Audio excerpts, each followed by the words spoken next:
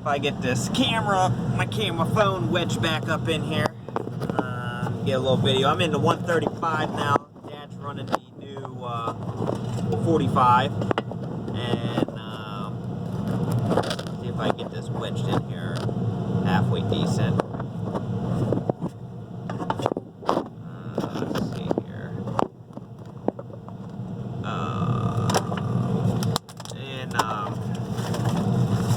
So I'll get a little video here running the 135 on this. This was a very ugly backfill. There we go. That might stay. And a lot of rock and junk in this dirt, so I just filled the outside up here with all this crap and gotta go back and bring good dirt up. So we'll see what happens here.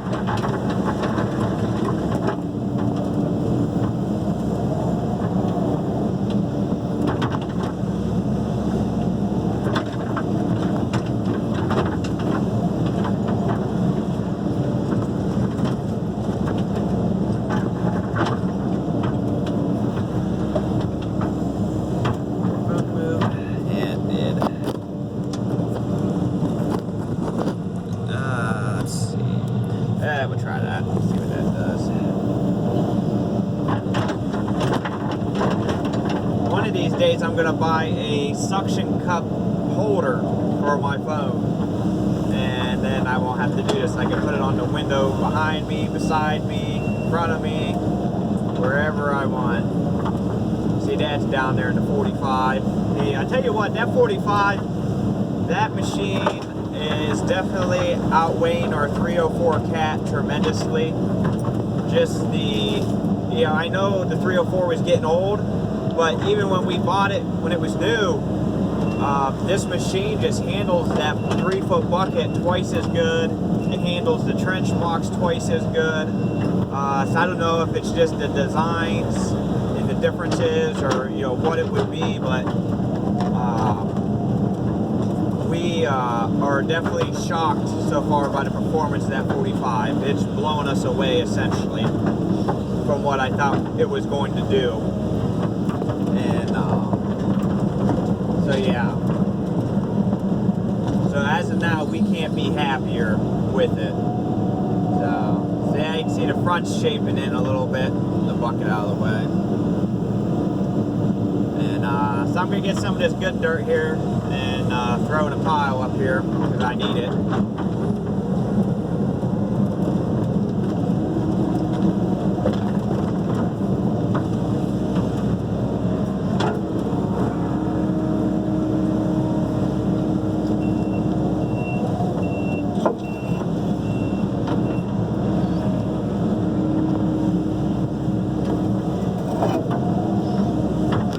What in the world? There's a piece of pipe. Look at that. A piece of pipe sticking up right beside the track.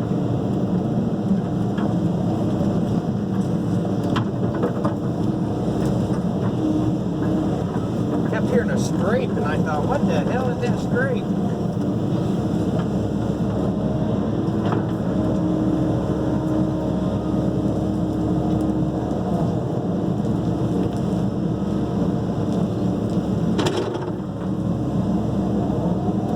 A lot of dirt in the back. Like I said, I gotta bring some of that dirt up front here, so I'm not looking forward to it. And it would have been good to have the loader out here, but we don't.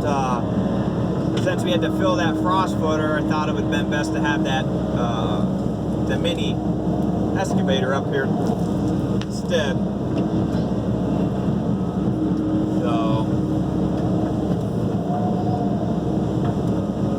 But we don't have to get it perfect. I just got to get enough dirt up here just to kind of fill the front end a little bit, and then fill the.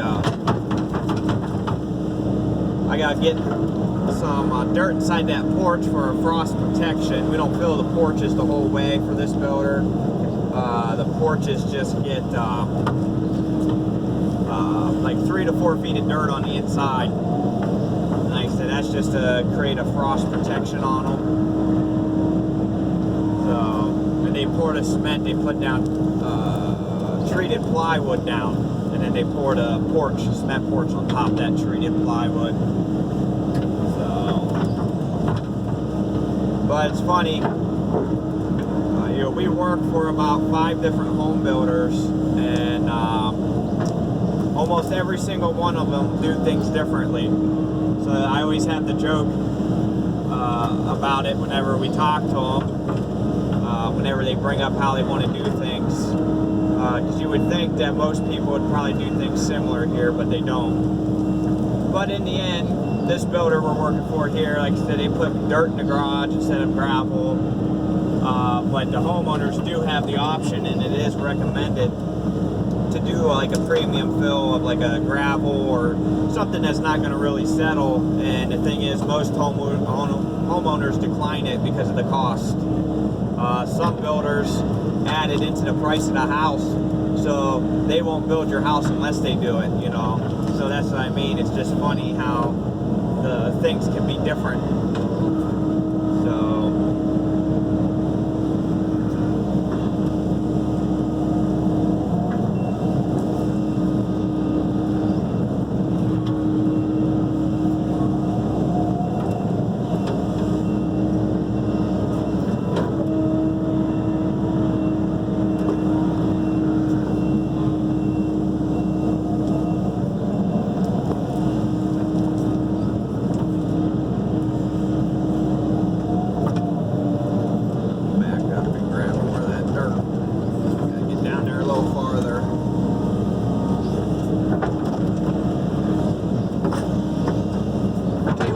shape in real nice. I actually bid against another contractor on this because this builder, there's like 5 of us excavators for them. They build a lot of homes. It's a pretty big builder.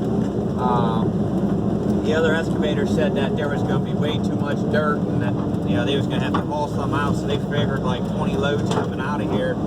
I looked at it, I told them, well, with you doing this walkout and everything, I said, I don't think we're going to have any extra. I said, if anything, we might need more dirt. And yeah, by the looks of it, by the time we get the dirt brought up from the back, I think it's actually going to work out just about perfect, really. So,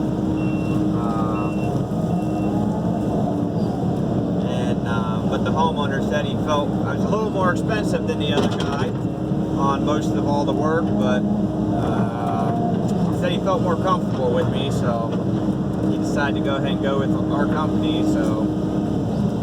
But it's not always, you know, obviously as some guys, it's like they always want to be the cheapest so they get to work, but, you know, for us, I'm never going to be the cheapest, and I don't want to be the cheapest.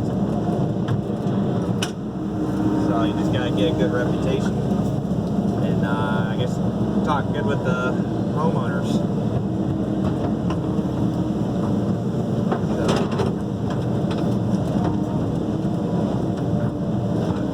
In there somewhere.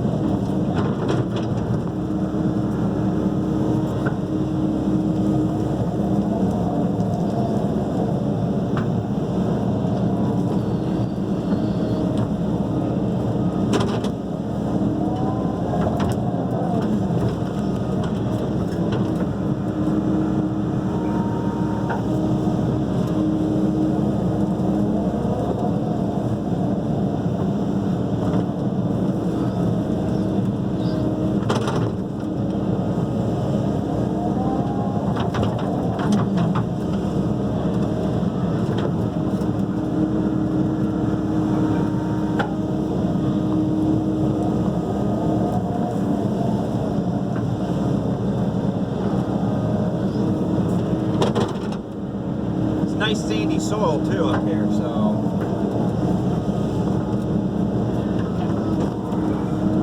we'll get done. We'll probably be here a couple more hours. We'll have an early Friday, and I'll be glad. 'Cause I got a lot of stuff at home I want to do. So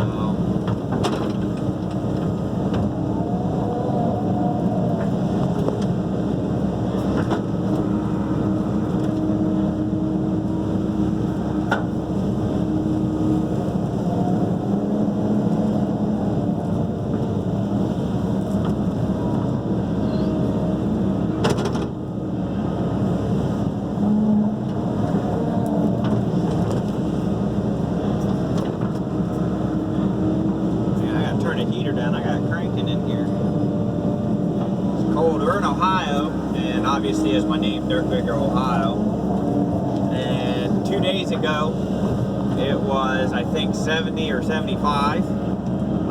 Last night it was down at my house, it got down to 43. And today I think is a high of like 60, maybe 50, maybe high 50s. So that's what's great about Ohio. You can have 70 degree weather clear into November, or you can have 0-degree weather. You never know. Every year's different.